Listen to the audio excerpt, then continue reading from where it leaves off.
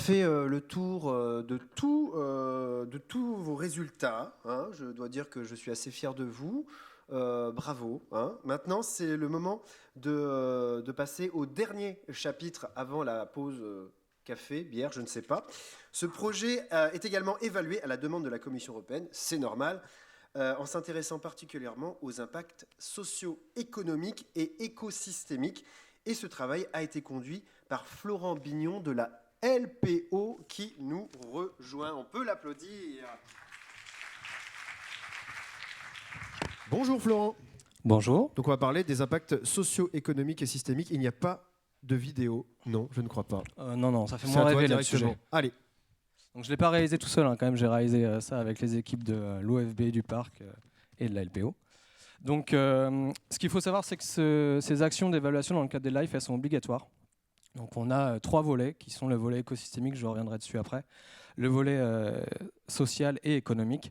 Donc là, l'idée, c'est que c'est une étude qui est assez longue, donc je ne vais pas vous présenter les résultats exhaustifs, mais voilà, le rapport complet sera disponible du coup cet été sur le site du Live L'Aiguillon. Donc là, l'idée, c'est de vous présenter les résultats les plus intéressants. Du coup, sur les trois volets qu'on a, on a tout d'abord la partie écosystémique, donc je reviendrai dessus, en fait, ce qu'on appelle les services écosystémiques. Donc là, l'idée, c'est pas juste de voir l'impact des actions sur la nature, est-ce que ça a un effet positif sur la nature, mais aussi sur l'homme. Là, c'est tout l'intérêt de ces évaluations-là pour l'Europe, c'est voir d'aller plus loin que les impacts sur la nature, mais qu'est-ce que ça a apporté à l'humain. Et donc c'est pour ça qu'on a ces trois volets-là. Et les services écosystémiques, en fait, ça va être c'est ce qui est défini comme les avantages que la nature fournit du coup à l'homme.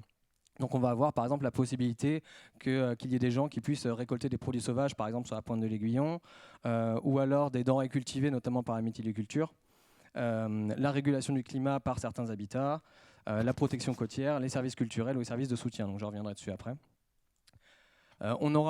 On a évalué tout un volet aussi social. Donc là, on s'est intéressé à l'impact des actions du projet Live Baie de l'Aiguillon sur la sécurité, sur l'augmentation de la communication et de la sensibilisation, sur l'acquisition de nouvelles connaissances, le changement de comportement des publics cibles sur les différents sites, les relations entre les partenaires du projet et la coopération et la cohésion sociale. Et enfin, la troisième partie, donc c'était toute une évaluation un peu plus économique. Donc là, l'idée, c'était de voir l'impact positif que ça a pu avoir, du coup, au niveau des bénéficiaires et des partenaires du projet. Savoir s'il y avait eu des innovations. Donc, il y a beaucoup de choses qui ont déjà été dites avant. Donc, il y a vraiment des choses sur lesquelles je passerai pour que vous puissiez aller en pause plus vite, parce que je sens que ça devient dur. Et ensuite, il y a toute une partie sur la distribution des dépenses du projet. Donc pour voir un peu justement à quelle échelle ça a pu influencer positivement. Donc, ça va réveiller un peu. Les services écosystémiques, là juste pour refaire un point, donc comme je vous le disais, c'est tout ce qui va être bénéfice fourni par la nature à l'humain. Donc on va avoir 4 catégories, donc je vais passer assez rapidement, mais on va avoir tout ce qui est services d'approvisionnement. Donc là c'est tous les produits en fait naturels que des sites peuvent nous fournir. Donc ça va être tout ce qui est l'eau, l'alimentation, les fibres, le bois. On peut avoir aussi, donc la deuxième partie, ça va être tout ce qui est service de régulation. Donc là, ça va être la capacité d'un écosystème à réguler les niveaux d'eau, à améliorer la qualité de l'air, la qualité de l'eau, la pollinisation. Donc voilà, donc là, ça va être plusieurs services des habitats qui sont fournis à l'homme. Ensuite, on va avoir des services qui sont un peu moins connus, ce qu'on appelle les services culturels. Donc là, ça va être la capacité de certains habitats écosystèmes à donner des valeurs culturelles aux gens. Donc par exemple, on va avoir des gens qui vont par exemple qui vont tirer un bénéfice culturel ou spirituel d'un habitat, ou alors tout simplement qui vont leur permettre de se sentir bien physiquement et mentalement. Ou alors qui vont se sentir, on appelle ça le sentiment d'identité et d'appartenance. Là, c'est vraiment le fait sur un site de se sentir lié à ce site. Généralement, c'est assez le cas pour les gens qui travaillent sur les sites. Donc, je reviendrai dessus après, mais notamment tout ce qui va être l'agriculteur, par exemple, l'exploitant ou les méthyliculteurs sur la baie de l'Aiguillon. Et ensuite, on va avoir tout ce qui est service de soutien. Donc là, c'est un peu plus un service de base qui soutient les autres services. C'est le fait d'avoir des habitats et des espèces qui permettent une diversité sur les sites. Voilà. Donc là, par exemple, sur la prémisotière, donc je vais vraiment pas rentrer dans les détails parce on a déjà parlé avant avec les autres présentations, donc ça tombe bien. Mais l'idée, c'est de voir est-ce que les actions qui ont été mises en place sur la prémisotière ont permis d'avoir un impact, par exemple, sur les denrées cultivées, donc qui sont produites et cultivées par l'exploitant agricole sur la prémisotière. Et également de voir si ça a eu un impact sur les services culturels qui sont fournis et ressentis par les usagers du site. Également de voir si ça a eu un impact tout simplement positif sur la régulation du climat, la protection côtière du site, la limitation du risque d'inondation et la préservation de la diversité des espèces et des habitats sur le site. Pour la pointe de l'aiguillon, on va faire le même travail, donc essayer de voir si les actions qui ont été mises en place ont eu un impact sur les services culturels fournis sur les sites pour les usagers et sur la diversité des espèces et des habitats. Et enfin, en baie de l'aiguillon, donc notamment avec les travaux de Crassa, voir si ça a eu un impact sur, voilà, comme je le disais, les denrées cultivées par la mytiliculture, la récolte des produits sauvages par les pêcheurs à pied, les services culturels et la préservation de la diversité des espèces. Pour cela, en fait, du coup, donc la LPO s'est chargée de cette étude sur le service écosystémique parce qu'on a adapté un outil qui est utilisé par BirdLife. Donc, du coup, vu que la LPO est représentant officiel de BirdLife en France, du coup, on a utilisé aussi cette méthode qu'on a traduite. C'est une méthode qui permet en fait de quantifier et de donner une valeur soit généralement économique, monétaire, à la nature pour généralement influencer les décideurs et leur montrer que même si les avantages que nous fournissent la nature ne sont pas monétarisables directement, on a quand même une valeur qui peut être comparée et qui peut montrer une importance. Donc c'est vraiment sur ça qu'elle est utilisée. Là, l'idée, c'est une méthode assez simple qui peut être utilisée. Il faut quand même avoir des notions en écologie, mais en gros, c'est une boîte à outils qui explique tout de A à Z et qui permet vraiment de comprendre les services écosystémiques et de comprendre comment les mesurer avec des fiches méthodes et tout. Donc, c'est vraiment assez simple, entre guillemets. Et il y a 3 utilisations possibles de ça. C'est l'utiliser comme un outil d'aide à la décision, puisqu'on va donner des valeurs qui sont économiques, quantifiables et qui peuvent influencer les décideurs. Donc ça peut être utilisé comme ça. Il y a aussi un objectif de dialogue territorial, puisque c'est une méthode qui va se baser sur des ateliers participatifs des différentes parties prenantes des sites. Donc on va vraiment avoir des ateliers où les gens vont pouvoir discuter entre eux. Et ensuite, comme c'est le cas dans les LIFE, nous c'est ce qu'on fait, c'est qu'on utilise cet outil comme suivi d'indicateurs pour évaluer l'impact des actions en début de projet et à la fin des projets. Ce qu'on peut voir, c'est qu'au niveau des résultats sur la prémisotière, on sait que, on en a déjà parlé tout à l'heure, mais l'intérêt de rajouter du coup des hectares de présalé grâce à la dépolluérisation, ça va permettre à terme d'avoir une protection côtière avec des vagues qui sont diminuées par cet habitat, et une augmentation des services culturels sur le site. Donc ça, je reviendrai après parce que c'est celui-là que je vais détailler. Une augmentation de la diversité des espèces. Alors ça, on s'avance un peu parce que, comme je disais comme je vais le dire là, les actions, elles sont encore récentes. Donc les résultats, on a toute une partie qui sera encore à faire dans l'après-life pour pouvoir vraiment avoir une comparaison. Parce qu'on sait que les Crassa ont été terminés en novembre 2021. Voilà, la dépolarisation, ça reste encore récent. On l'a vu sur les résultats sur la flore sur le site. Pour l'instant encore, c'est encore un peu trop tôt. Il faut faire d'autres suivis. Donc on aura sûrement des résultats qui seront à détailler un peu plus tard.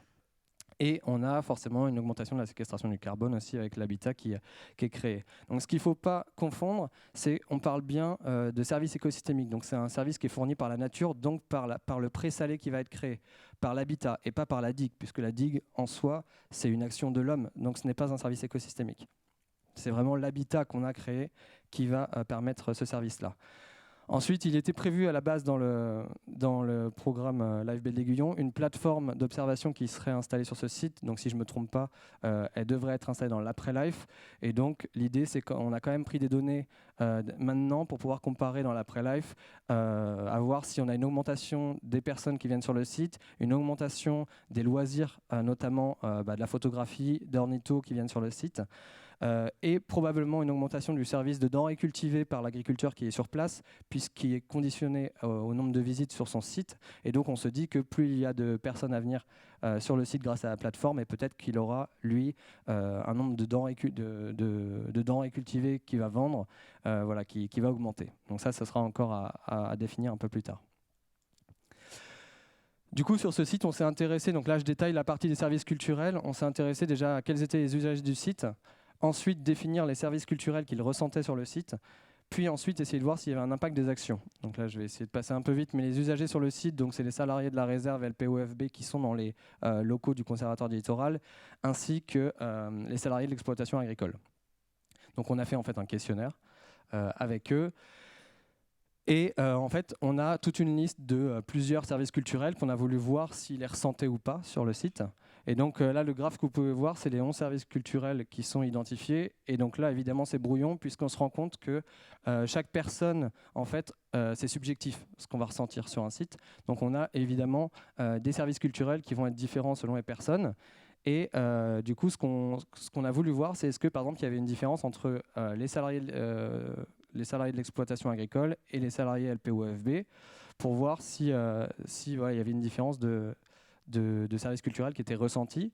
Donc ce qu'on peut voir, c'est que déjà, quand on moyenne tout ça, on voit quand même qu'on a des services culturels qui sont importants, qui sont ressentis sur le site. Certains qui ressortent plus que d'autres. Notamment, on voit que par exemple, le service spirituel religieux n'est pas forcément ressenti sur le site par les usagers.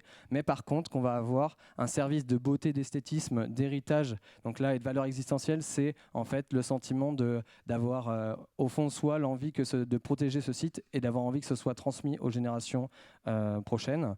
On a également un service culturel d'éducation à l'environnement, de connaissances qui est lié à la présence du site et de relations sociales.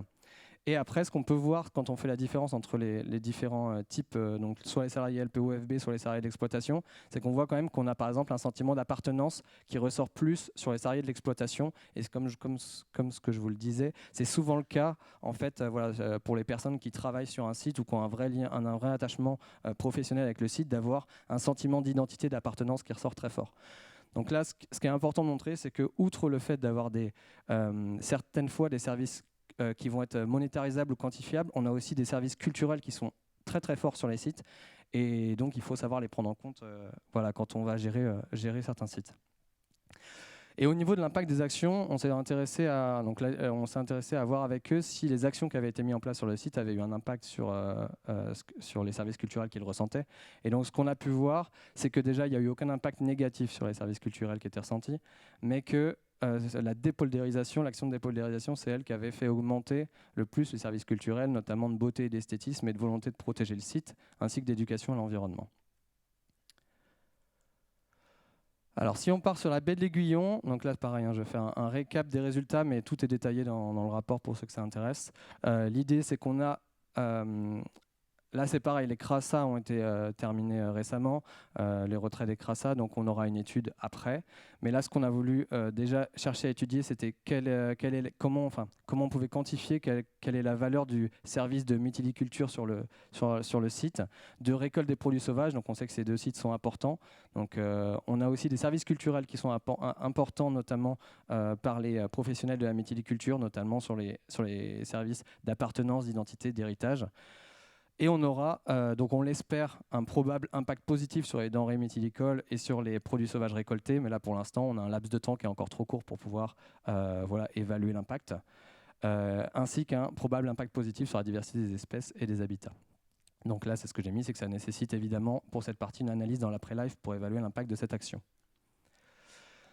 Donc là, je vais vous détailler quand même, parce que ce qu'on a voulu chercher à avoir, c'était un état zéro de l'évaluation de la récolte des produits sauvages sur la pointe de l'Aiguillon. Donc on a fait, avec Louise notamment, on a fait des enquêtes entre 2018 et 2020. Donc en tout, on a fait 19 enquêtes avec des questionnaires sur le terrain, notamment pendant les grandes marées, donc évidemment pendant que les gens viennent faire de la pêche à pied. On a 150 données qui ont été récoltées en tout. Et ce qu'on peut voir, c'est qu'on a sur les résultats, on s'est intéressé déjà à savoir quels sont les produits qui étaient récoltés. Et on avait 59% de palourdes et 32% d'huîtres sur le site de la pointe de l'Aiguillon. Et après, ça restait un peu anecdotique sur les autres produits, mais j'ai quand même noté. Et ce qui est un peu rassurant, c'est que c'est en accord avec les résultats d'un autre live qui avait été fait, le live plus pêche à pied de loisirs, qui avait été réalisé, il me semble, sur toute la côte toute la côte ouest, je crois, de France, avec plusieurs sites. Et donc il y a une fiche sur la pointe de l'Aiguillon qui avait été faite, et on se retrouve à peu près avec les mêmes chiffres. Donc ça, c'était plutôt rassurant. Ensuite, on a fait des questionnaires pour voir en quelle quantité, donc là c'est par an, par personne, les produits étaient récoltés sur le site de la pointe de l'Aiguillon. Donc là, l'idée, c'est on a fait tout ça pour évaluer à l'année avoir une donnée un peu monétaire de ce que ça représentait.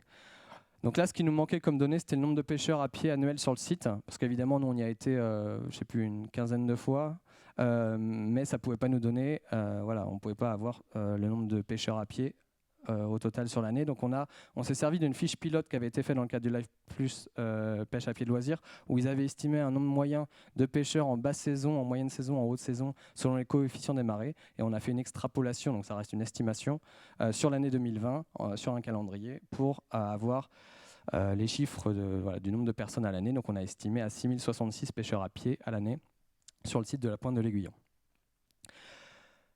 Et du coup, ce qu'on a pu faire, c'est qu'en ayant le type de produit, la quantité annuelle par produit par personne et le nombre de pêcheurs à pied à l'année, on a regardé aussi par rapport au prix de vente des produits. Donc on est bien d'accord que ces produits ne sont pas vendus puisqu'ils sont généralement consommés. Mais du coup, pour avoir une idée, on a donné un prix de vente pour avoir une donnée monétaire. Et donc, quand on a fait nos résultats, on a une valeur annuelle estimée des services de récolte de produits sauvages sur le site qui est estimée à environ 505 000 euros. Donc voilà. Donc l'idée, ce sera de réaliser un nouvel état de ce service donc dans plusieurs années. Tout en mettant en corrélation qu'évidemment, il y a d'autres facteurs qui peuvent rentrer en jeu, qui peuvent influencer le nombre de gens qui viennent sur le site, le nombre de produits qui sont récoltés. Sur la Pointe de l'Aiguillon, du coup, là, ce qu'on a pu mettre en évidence avec les travaux qui avaient été faits, c'est qu'on avait une augmentation quand même des services culturels, notamment de la beauté et de l'esthétisme du site et d'éducation et de connaissances, et une augmentation de la préservation des espèces, notamment liée à la restauration des habitats dunaires. Donc, pour conclure sur ce premier volet, c'est qu'on a un impact direct positif sur certains services écosystémiques, notamment au niveau du grand public, sur les services culturels qui sont ressentis, donc la beauté, l'esthétisme et l'éducation et la connaissance, notamment sur le site de la baie de l'Aiguillon et Pointe de l'Aiguillon, puisque la Prémisautière, on a beaucoup moins de grand public qui viennent dessus, mais également sur les acteurs socio-économiques, puisque notamment par exemple sur la Prémisautière, l'exploitant en tire, comme on l'a dit tout à l'heure, un réel bénéfice en termes de protection côtière et de limitation aux inondations. Mais également pour toute personne sur la régulation du climat avec les actions qui ont été mises en place. Et un impact positif potentiel à évaluer dans l'après-life, notamment sur la récolte des produits sauvages et les denrées cultivées en baie d'Aiguillon en fonction des résultats qui seront observés, et des services culturels liés à la plateforme sur la Prémisautière. Voilà, c'était la partie moins digeste. On passe sur une partie un peu plus digeste. Donc là, après, il y a eu un volet social et après un volet... bon, on va déjà rester sur celui-là. Pour cela, on a fait 2 questionnaires. Donc un questionnaire en ligne grand public et un questionnaire en ligne aussi. Enfin, on l'a fait en ligne, mais on l'a envoyé après aux partenaires et aux bénéficiaires du projet. Donc j'en profite à tous ceux qui ne m'ont pas répondu. Vous pouvez encore le faire, parce que je sais qu'il y en a plein ici. Donc, ce qu'on a pu voir, c'est que par exemple, donc j'ai pris juste certains indicateurs, hein, mais là, ce qu'on a pu voir, c'est qu'au début, on a un indicateur d'amélioration de la sécurité, donc notamment au niveau de la Pointe de l'Aiguillon sur le retrait des blocs de béton. Ce qu'il faut savoir, c'est qu'il y avait beaucoup de blocs de béton avant qui n'étaient pas super. Et du coup, on a pu voir qu'il y avait quand même 42% des répondants qui répondaient que le fait d'avoir enlevé ces blocs de béton permettait d'améliorer la sécurité sur le site. Et enfin, sur la digue, sur la Prémisautière, on a 54% des répondants qui ont répondu que oui, ça a amélioré la sécurité, mais les autres, en fait, il y a une partie, ils ont dit qu'ils connaissaient tout simplement pas le site, puisque ce site n'est pas connu de tout le monde. Donc si on part des gens qui ont répondu, qui connaissaient le site, il y a quand même 78% des gens qui disaient que ça a permis d'améliorer la sécurité sur le site. Ensuite, donc là, on va faire un lien justement avec la présentation qui a été faite juste avant. C'est l'avantage des projets live, c'est que c'est des projets d'ampleur, avec beaucoup d'actions de sensibilisation et de communication qui ont un réel impact. Donc on a quand même eu 49 événements de sensibilisation avec plus de 4300 personnes sensibilisées. On a eu des nombreux outils de communication qui ont été déployés avec plus de 67 200 personnes. Donc là, je fais un global des différents outils qui ont été utilisés. Et on a voulu leur poser une question pour savoir quels étaient les outils grand public de communication et de sensibilisation qui ont été, selon eux, les plus pertinents et efficaces dans le cadre du LIFE. Et ce qu'on ressort, c'est que 70% des gens trouvent que c'est les panneaux qui ont été mis sur les sites, le Facebook, les vidéos qui ont été faites et les animations terrain. Donc, par contre, désolé pour le colloque écheux scientifique. C'est arrivé enfin. On t'a un peu étonné, notamment pour la partie choses scientifiques qui était grand public. Donc voilà, bon, ça reste des super résultats quand même. Et après, ce qui est intéressant de montrer aussi, c'est qu'il y a une réelle portée internationale, même à un live qui est en local, grâce notamment à tous les événements qui ont été faits. Donc il y a eu des présentations de leurs travaux qui ont été faits dans plusieurs pays. Et on a également beaucoup de pays qui ont participé aux colloques qui étaient diffusés en ligne voilà, et qui ont intéressé pas mal de gens. Donc on voit vraiment qu'il y a quand même une réelle portée internationale puisque c'est aussi un sujet qui peuvent concerner d'autres territoires. Ensuite, sur la partie acquisition de connaissances, là, ce qu'on a pu voir, c'est que l'impact du projet, le projet Live Belle d'Aiguillon a permis d'avoir un réel impact positif sur l'apport de connaissances, notamment sur le programme européen de financement Live que beaucoup ne connaissaient pas et qui l'ont appris grâce au Live Belle d'Aiguillon.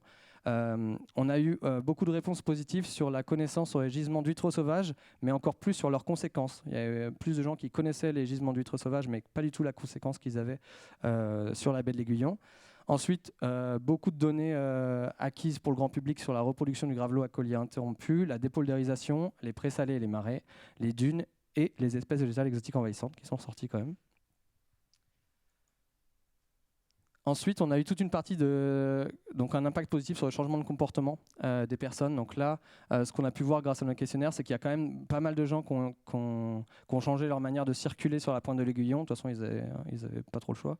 Mais on a toujours certains qui peuvent franchir. Mais voilà, donc ça a eu quand même un impact positif, en tout cas pour la biodiversité, et un changement de comportement. On a une attention accrue du grand public sur les nids des gravelots à collier interrompus, donc notamment en lien avec les panneaux qui ont été mis. Par contre, on n'avait pas trop de changements importants sur les pratiques de pêche à pied sur le site. Donc ça, c'est la réponse qu'on avait eue. Ensuite, on passe au résultat au niveau des partenaires. Donc, on leur a posé plusieurs questions. Et ce qu'on a pu voir, c'est qu'il y a eu un réel impact positif sur la réduction des tensions entre ces acteurs quand certains estimaient qu'il y en avait. Ce n'est pas le cas de tout le monde. Voilà, ils ont estimé aussi que le projet LIFE a permis d'améliorer l'image de ces structures autant au niveau des autres partenaires que du grand public.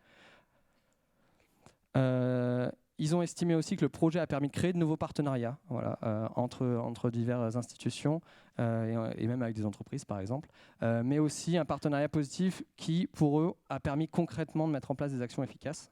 Et on a aussi une amélioration de la perception du projet par les différents partenaires entre le début du projet et la fin du projet.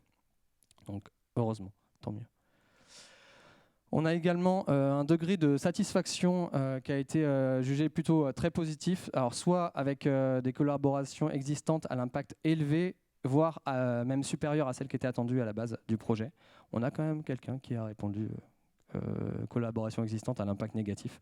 Je ne ferai pas de délation, mais moi je sais.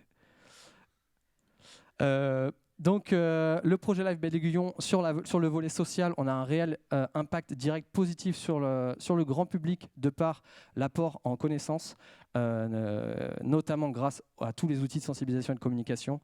On a un changement de comportement positif sur la biodiversité, sur les sites, et on a une amélioration des conditions de sécurité.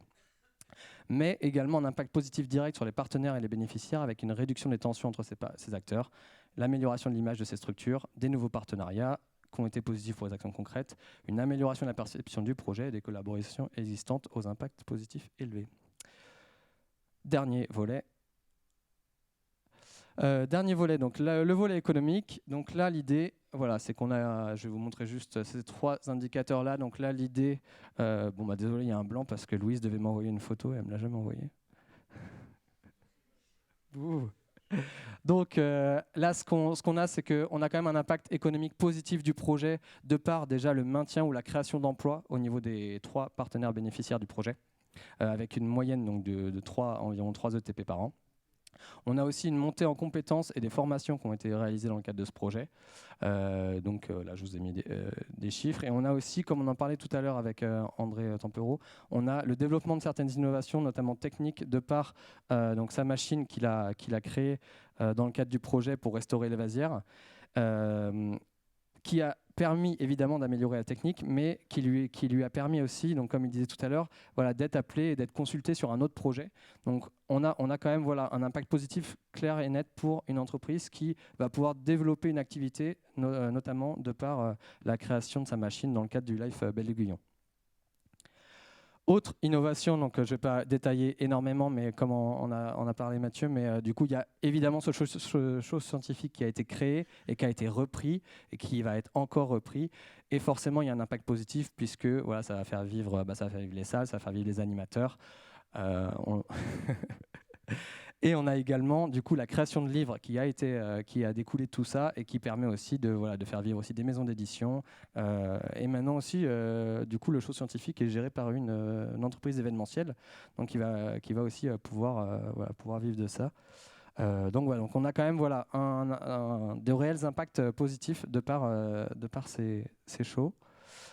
Et enfin, la dernière partie, c'est la distribution géographique des dépenses du projet.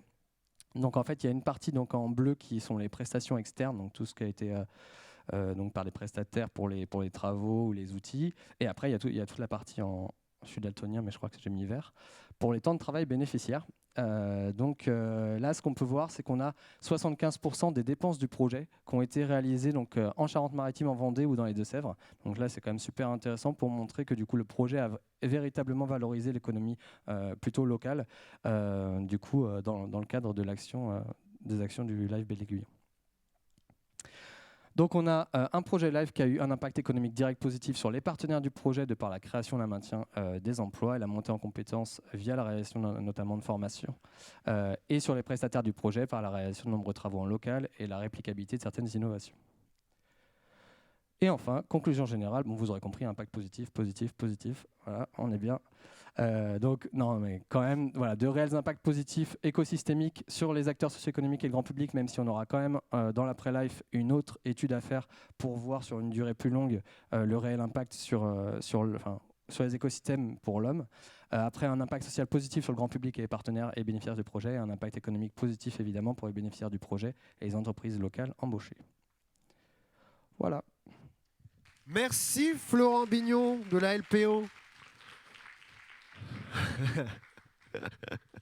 Bah ouais, hein, n'empêche. Il y a plein d'impacts positifs. En tout cas, ça nous rappelle qu'on ne fait pas tout ça pour rien. Et ça fait plaisir de l'entendre avant la pause café.